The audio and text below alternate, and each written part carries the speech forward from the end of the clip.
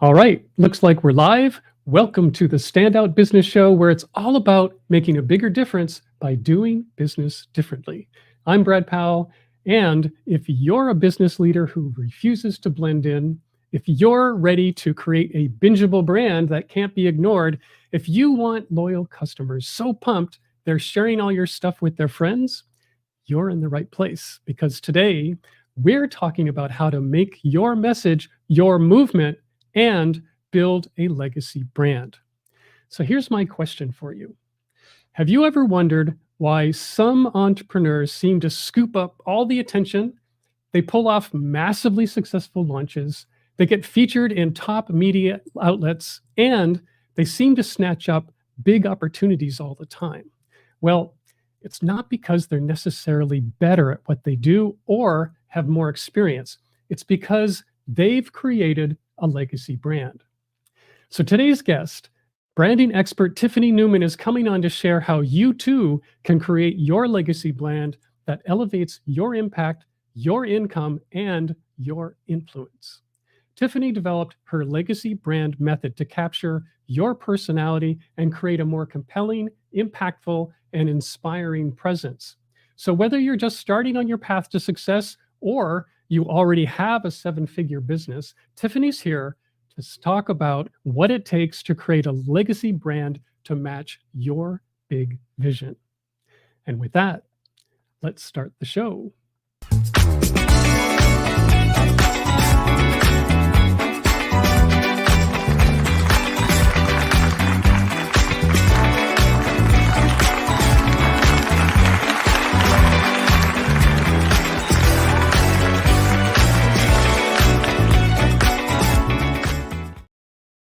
All right, Tiffany, welcome to the show.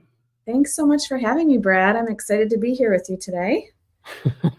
Yeah, well, I'm excited to talk about this too, because we do talk quite a bit about brand and particularly personal brand on this show, but we've never actually approached this word legacy when it applies to brand. And so as we open up this conversation, what exactly do you mean when you say, let's create a legacy brand?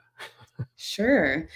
So this idea of a legacy brand stemmed from my work. I worked in the corporate world for almost 20 years with brands like Burt's Bees, Stoli Vodka, Adidas, just a lot of bigger brands. And so when I came into the online space, I really recognized that a lot of people were consistently changing what they were doing every 5 minutes, because as entrepreneurs, we tend to get bored. And so somebody would show up in one capacity as a health coach and then switch. And of course, we're meant to evolve. We're meant to change. It doesn't mean that you have to be locked in, but it also means that you need to be consistent. And that was the one thing that I see most people missing in their businesses is consistency with their brand, and not just their visuals, but their messaging, how they're showing up, what content they're putting out into the world. And so that's really the first piece. Is it's a brand that stands the test of time. So if you see, thought leaders that you admire, they may shift and they may have new offers, but they're not changing their brand every 5 minutes. And a lot of entrepreneurs think that they have to change their brand when they change their offers. And so I like to give the analogy of, say, Target. Target's not going to change the color red. You're not going to see the Target logo in purple all of a sudden, or you're not going to see like Levi's jeans change their entire message and come up with a whole new strategy. And so that's really what I help people do, especially in online businesses, is really get clear on who they are, what their essence is, and brand around that rather than just their offers. Because if you brand around your offers, that's going to change. So that's really, in a nutshell, what it means to have a legacy brand. Yeah, I really see that. I mean, first of all, there is this thing of, chasing the new thing. I'm going to do something really different. Like, it's 2025 soon, and I'm going to really change it all up, and I'm going to be different. I'm going to dye my hair purple or whatever. And, people do go through these really radical shifts. And there's a whole lot to be said, especially when it comes to your personal brand, like how you show up as an individual representing the business that you serve. And things, just really basic stuff like what are your values and what is your worldview and what do you really stand for, like deep down? Those are the things that I feel like people don't talk about enough. They can't talk about enough because they Mhm. really don't change. I mean, I don't know, unless I actually believe that most people, like when you were 5 years old, you had basic things in you that made you who you were, like in terms of just your makeup and your personality and how you experience the world and just a lot of things that you thought about. And while it's true that maybe you wanted to be an astronaut when you were 5 and that never really happened, there's a lot of other parts that did. Like for me, I know, for example, I really always believed in fairness throughout Mm, my whole, like when people say, "What's one of your strongest values?" Well, for me, it's fairness. And I'm always looking out for other people. And I think it's part of the magic and the way that I work with people is that this is just part of who I am. right. And in all the different roles that I've had and the different kinds of jobs, which have been very, very different, that's a thread that's just come through just about everything I've ever done. And I recognize that and I feel like I can really lean into that. So That's talk a little bit about that part in terms of how people can discover what are those elements in themselves that will remain solid almost no matter what. Yeah, absolutely. Yeah, you really hit it with the values. That is the core piece that I work with clients on. And a lot of people are say, "Oh, I've done values work before. I know what my values are." And they focus on say like 5 words. And a lot of the times that is like trust or honesty. And really you have to go so much deeper than that because that single word can mean so much more to you and it's not really somebody else may hear the word and think about something completely different. So we actually create value statements when I work with clients together. So that's one piece. But a lot of it too is also really capturing somebody's essence because especially as humans, but especially as women too, but all humans, we go through different phases in our life. So like you said, as a child, you're one way, but then you get layers of, your peers on you during maybe high school and college, and then society is molding you in a certain sense. And then you may have a corporate career and you may be a mother or a father, and all of these layers get added onto us and at some point, and this actually happened in my own journey when I left corporate to create this company, I was like, I don't even know who I am or what my brand is. And so really a good branding process, it's not logos, it's not colors, it's not fonts. Yes, that is how you end up showing up in the long run, but the process to capture the essence and the reason a brand works so well is really by peeling all the layers off and getting back to the core of what your identity is. So it's really an identity shift and really finding your identity is actually what I consider a really strong branding practice. And that starts with your vision, your values, and finding your voice. Yeah. Well, you really touched on something which is very parallel with the kind of way that I work with people in that there's this every person, especially people in business, they have this really strong desire to be seen and heard. Mhm. And yet, and I think this is just a human condition. Like every person is like, I want to be seen and I want to be heard, me, like this person that I am. And yet, going through junior high and high school, we get all these stuff that happens to us where we go, oh no, I better not speak up or stand out. And then when you get into the corporate world, it's even worse that, oh no, I'm in this meeting and I better just keep my mouth shut because if I stick my neck out, they could just lop it off. And Mhm. so we get conditioned to be very afraid to be seen and heard. Yeah, And yet, when you actually start a business, if you don't choose to show up strongly, like in solidly in yourself, you will appear just like every other person on the planet. Like it won't you won't exactly. differentiate yourself at all. And so there's this push me pull you between I want to be seen and heard, but I have a lot of fear and other things that are holding me back from being seen and heard. So how do you help people overcome that, what I feel is like a really big hurdle? Yeah, absolutely. Well, part of it is, there are people who may be watching this or come out and it's like, oh, I don't have those fears. They I've actually noticed that there's a lot of like trained performers that do really well in entrepreneurship because they just have that skill of showing up. And honestly, a lot of the times it's true experts like you and I, Brad, and others, a lot of my clients that prefer to be behind the scenes. And unfortunately, that hurts their business because they don't have the confidence to step out. And a lot of it's subconscious.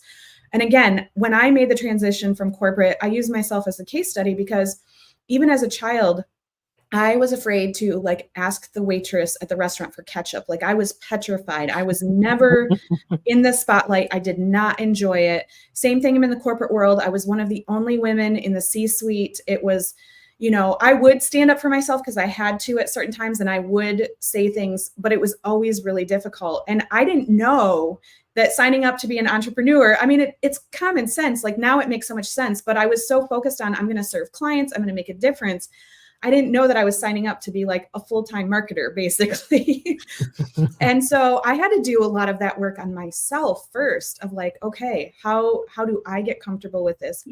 And I did a lot of work and breakthroughs and different things. And so it's a huge piece of my branding process is to integrate that into, taking the steps to be okay with being visible, to find who you truly are, and to be comfortable saying that to the world.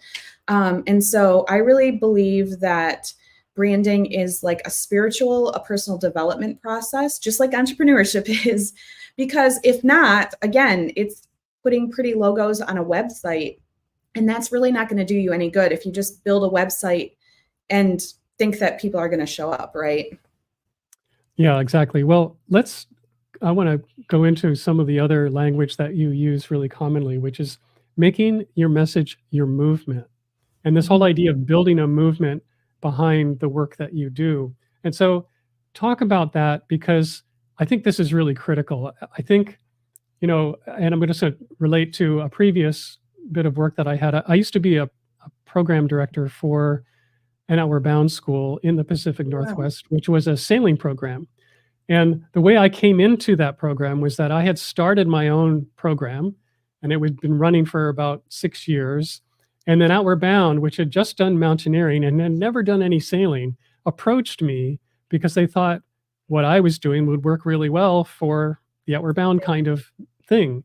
And they were right, it would. So we merged, and within no time, they bought me out. They bought all my equipment, the boats that I had, and I became the director of this new seamanship program that ran in the Northwest. But what was interesting about that was that I had to bring my instructors who had been in my program and had been mostly an environmental education program and merge them with these mountaineers who had never done any sailing, but they'd done Outward Bound, and bring them together and make something happen. And they said, okay, now we're going to create a program with you group of people who are like different. And how are we going to do this? And the other part about that, it was because it was Outward Bound and because it was nonprofit, none of these people got paid very well. Like the highest rate of pay was $100 a day. And a lot of people made a lot less than that. It'd be like $40 or $50 a day if you were only an assistant instructor. And so I had to do something to motivate this group of people, not only to work one season, but then to come back the next year and then the year after that. And part of the mission that I created, or the language that I used, was like, well, look, we have the ability to create not just a regular outdoor thing, but we can create a legendary experiential education thing that is top of class, that is better than anything else that exists. In fact, it's going to be totally unique in terms of where we are and how we do it and the whole thing. And all this stuff with Outward Bound, we don't have to, there's no sacred cow. We don't have to take everything from Outward Bound and make it into this program. We have to co-create something that will really work for us, who we are and what we're bringing. And also like that we're on boats and we're doing it in this particular place. What are all the elements that we want to bring here? And season after season, I became like the baton carrier between one course would go out and they would literally were told to make something new happen. Like, you're going to follow the things that we do, but also think of like, what would be a cool thing to add here? And if you bring something that works, tell me about it and I'll pass it on to the next course and they can use it too. And we documented all this. We had like a course area guide and all this and a curriculum guide that was like an open folder that when people came off a course, they could add to it. And this was, of course, back in the 90s. It was actually on the cusp of the time when computers were available. So all this was like analog.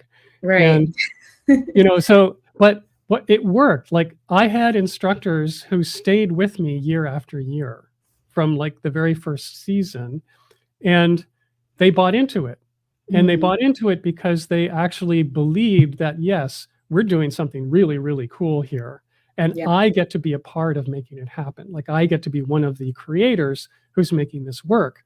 And to me, I think that is translatable in terms of any business can empower your customers, your stakeholders, your partners, all the people that you're working with. If they buy into this mission that you're doing, they'll stay with you and tell their friends and all this other stuff. Like all kinds of good stuff will happen. So anyway, I'm going to get off my soapbox here.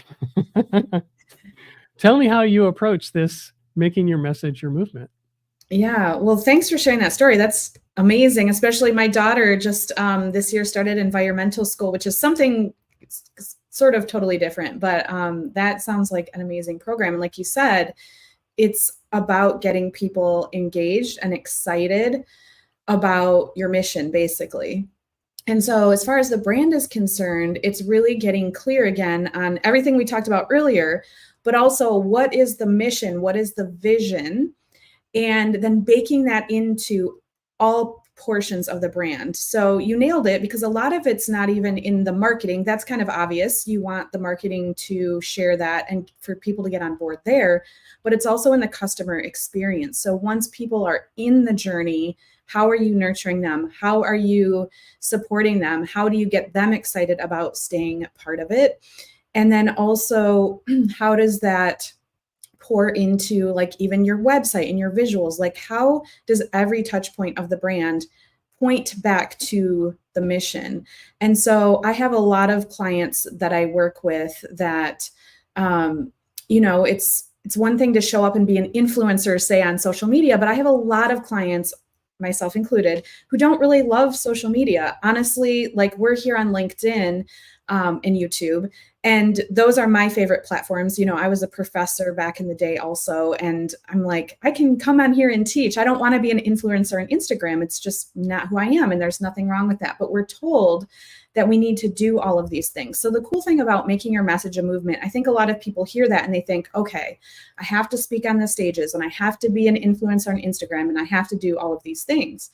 And that's not necessarily the case. Like the point is to have raving fans, and that could be 100 people and that could be millions of people. And that's going to look different for everybody, right?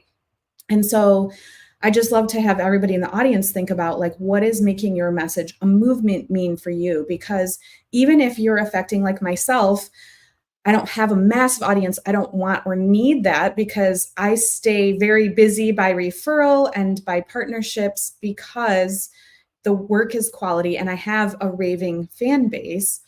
And so there's really no need to have millions of people in there. So my own message, a movement, is, thousands of people.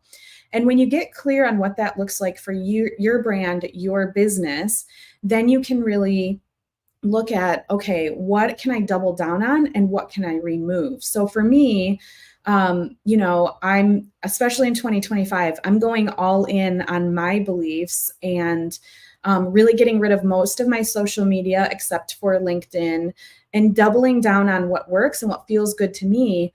And I know that the people that agree and want to be a part of that and making their mission and their message in the same way without having to rely on the algorithms of Instagram and those types of things will follow along.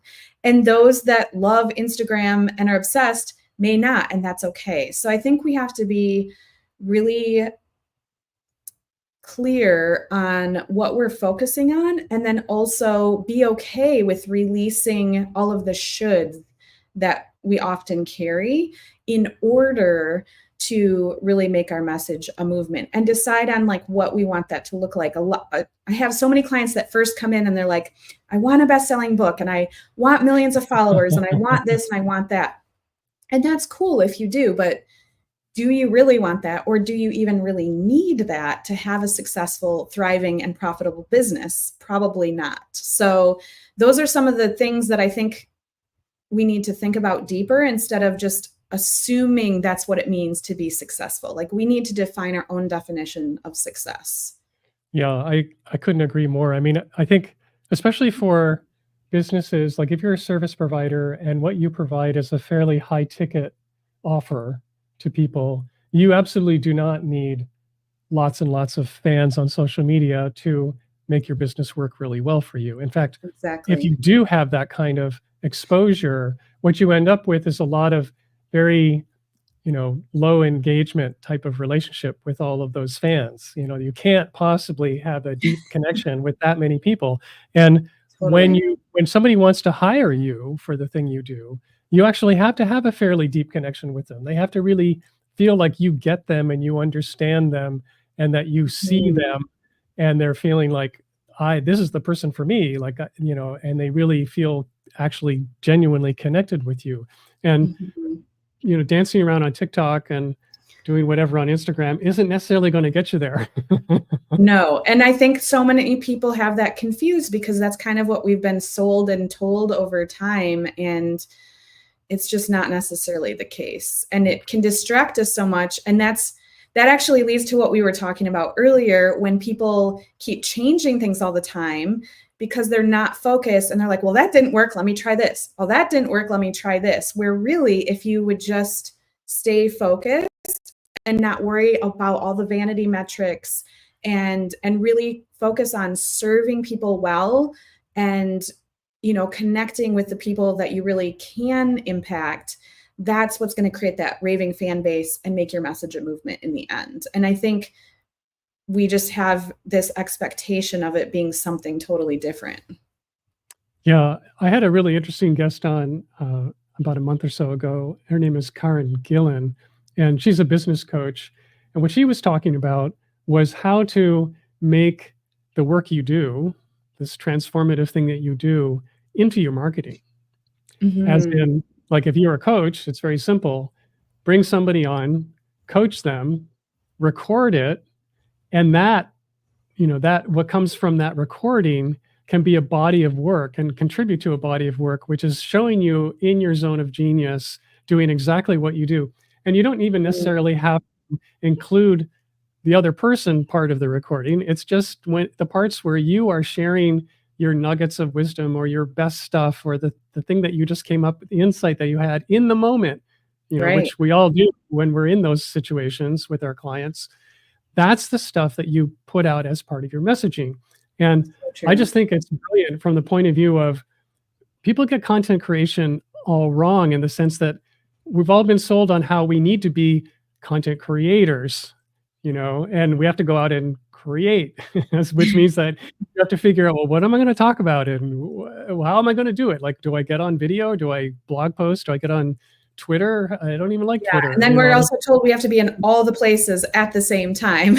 Yeah, right, exactly. Whereas if you can take experiences that you're already doing, and from that time, even if you don't like doing video, like, so, "No, I'm never gonna do video," that's fine, but you could still record it, and then you could transcribe it, and that can still be like, even if all you did was take it and put it into a book and publish that, that Mhm. creates a body of work for you that is you just being the best part of you, because I know that for every person that is doing a service thing with clients, in the moment when we're with our client and we're doing our work, we are absolutely giving generously at our best.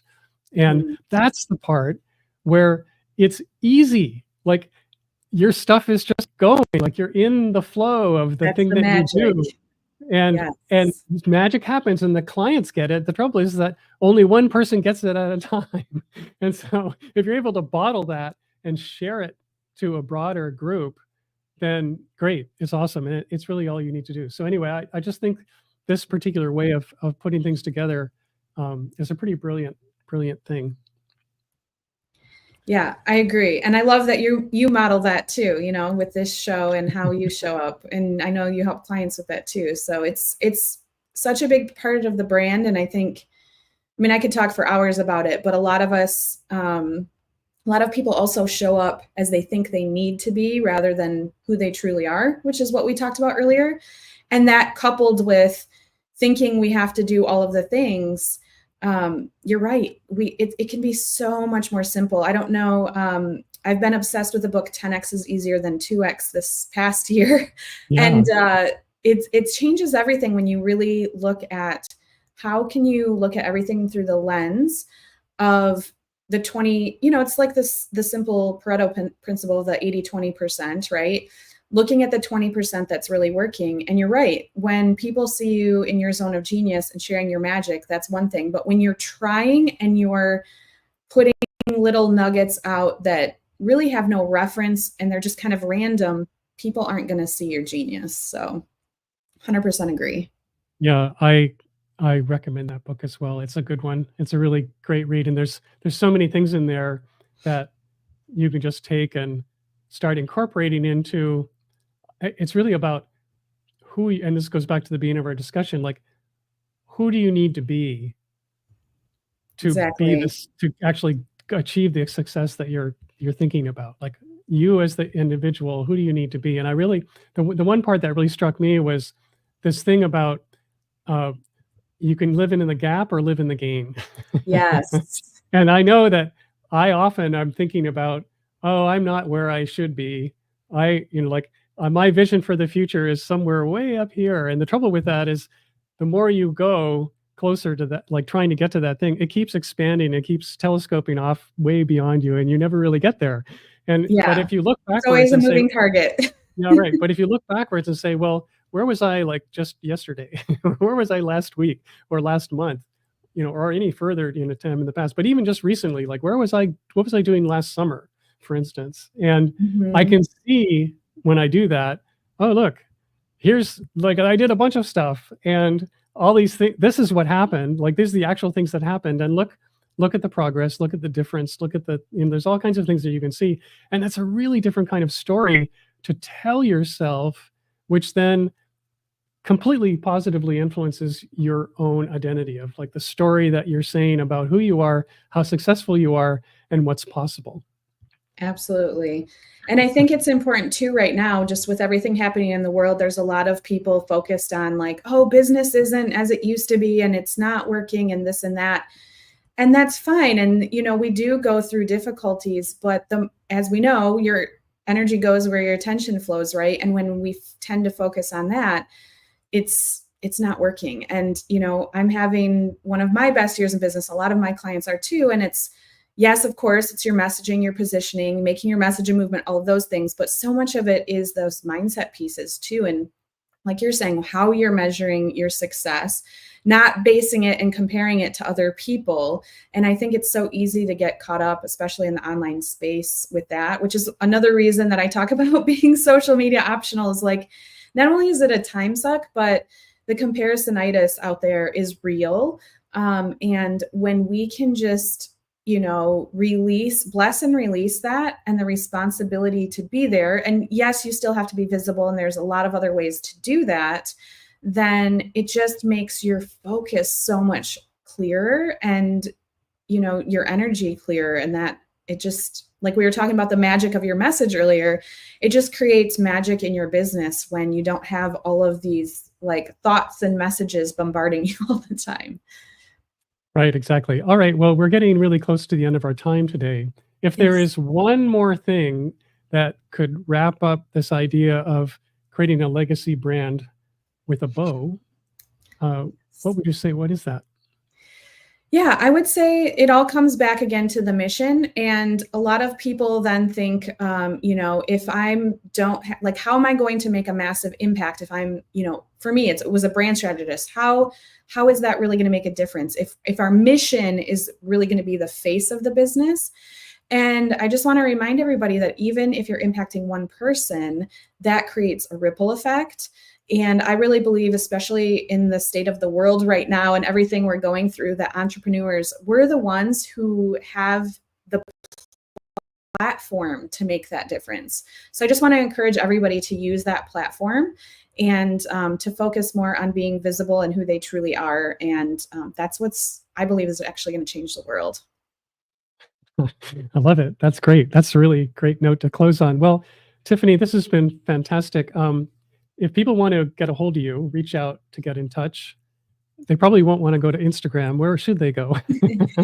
Yes, here on LinkedIn is the perfect place. It's the one place that I play and hang out. And then my website is yourlegacybrand.com. All right. Well, I'll make sure links to your stuff are in the show notes. And Tiffany, thanks so much for coming on today. This has just been really good one. Amazing. Thank you so much for having me.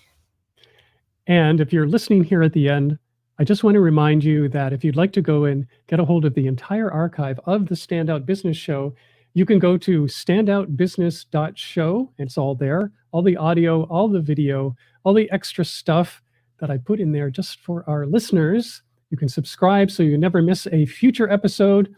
And we go live every Tuesday morning at 11 a.m. Eastern Time. And until the next time, so long.